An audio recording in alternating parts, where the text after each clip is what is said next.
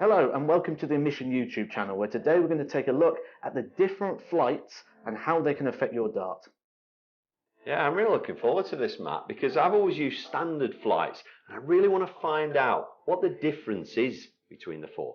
Well, you know what it's like, Andy. You go into a shop, you've got all these different shapes and sizes, but you don't know what they do and how they can affect your individual game. Well, today we're going to help you and give you all the different information to how these darts are going to land in the board.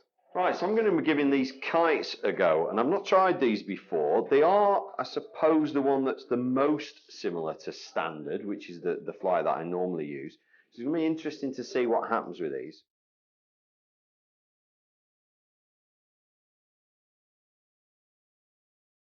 Now what I'm finding is that the dart is going in inconsistently, different angles all the time, and I feel that everything's going in high, almost like my normal throw. There's too much speed, there's not enough resistance from the flight, and everything's pitching high above and coming out of my hand very inconsistently.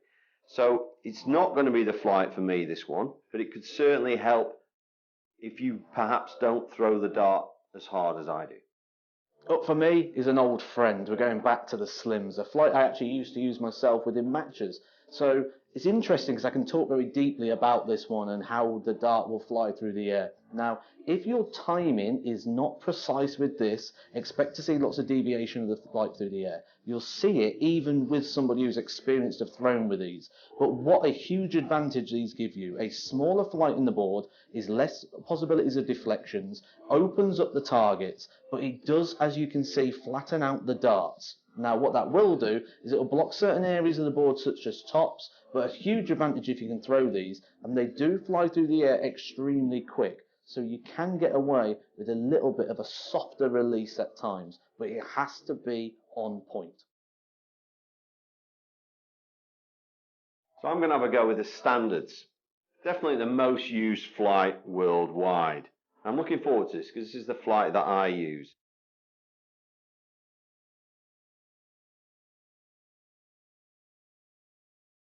And you'll see that this is going to make the dart pitch up more because there's more drag. It's a bigger flight, there's more drag through the air. You need to throw it a little bit harder. If you've got a nice firm throw like I have, this is a good flight for you. It's going to help the dart stay balanced. The bigger the flight, the more balance, the more consistency you're going to get. It's not going to be for everyone, but certainly I like this one. So I'm going to have a go with the pair flights. Now the traditional rule of thumb is the smaller the flight, the quicker the dart's going to move to the board. The other thing it's going to do is it's also going to give you a little bit less stability. Now there are smaller flights available with less wingspan than the pairs, but that can tend to have more control if you have a bit more zip within your throw.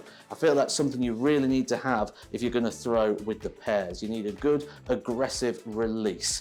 Now, one thing you'll notice about the angle of entry is it's a little bit more upright in the board. You don't get sort of like a flat angle, and certainly, depending on your throw, I'd expect to see this hit the board on a very sort of upright angle.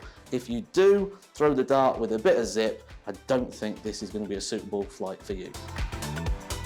Okay, so what you'll see here from the angle of entry is a general rule of thumb is the smaller the flight, the flatter the angle of entry. The reason for that is as the dart sort of travels through the air, you'll see it flatten out at the end, rather than with a big flight at the back that will act as a parachute that will allow the dart on its arc to keep that height. And as you can see, the more standard flight, the bigger the parachute, the more control on the arc that it goes through the air. The other thing that you're going to struggle with, if you can't open that hand quick enough and get that thumb off the dart, you'll notice that your darts will start kicking out to the left and to the right. If you're noticing this, that means you need a bigger wingspan. Something maybe like a kite would work for you, as it has the same width as a standard traditionally, but without sort of the slim edges, so it does have more stability whilst giving you that more zip, if you think you can ever deviate from the standards. So Andy, have you seen anything today that makes you deviate away from those standards? No, definitely not, Matt. The standards are for me. I was really interested in watching you throw the slims. I was in admiration on that because I'm pretty sure that would be a disaster for me.